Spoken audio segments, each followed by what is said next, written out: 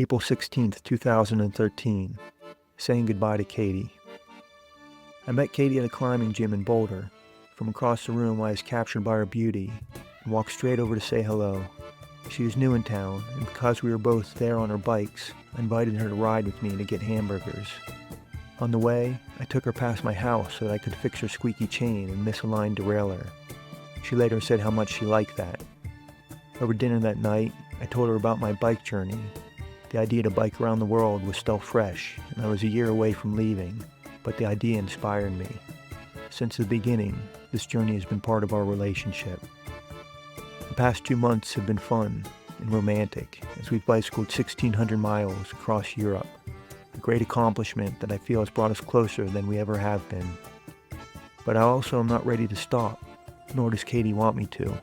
The most important thing to me is that I see this journey through to the end, and she understands that. We've agreed to stay in touch and see what happens. If I'm to reach the Pacific, I don't expect to see Katie for at least 6 months. I'm not even sure how often I would be able to find Wi-Fi to call her. I told her that I will write an email every night. She'll be my muse, inspiring me from afar and buoying my heart in all the moments when I feel alone. I will tell her my story and feel her close to me as I do. We said goodbye on the train platform. I told her I loved her, and she said she loved me too. We embraced one last time, then she stepped aboard on her way to the Nice airport, then back to Colorado. I stood on the empty platform, watching as the train rolled out of sight. I felt alone. I was both sad she was gone and excited for what lay ahead.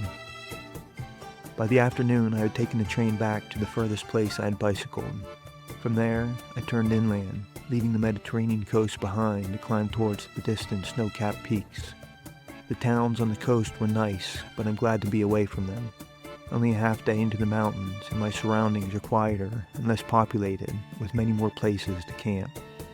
Tonight, I'm in my hammock between 2 trees growing on a terrace full of grapevines. After dark, I always hear dogs barking in the distance, but tonight, I heard a new animal making a terrible sound. A short, incredibly loud bark, both guttural and harsh, that reverberated across the hills. Whenever I hear it, I feel my spine tingle with fear. I have no idea what creature makes such a sound. Rarely in my life have I camped alone, and there is a strength in numbers feeling that I am missing now that Katie is gone. Apparently, she was the source of my bravery, and without her, I've lost my incentive. I don't need to be brave anymore, not for myself. Now I can just be scared.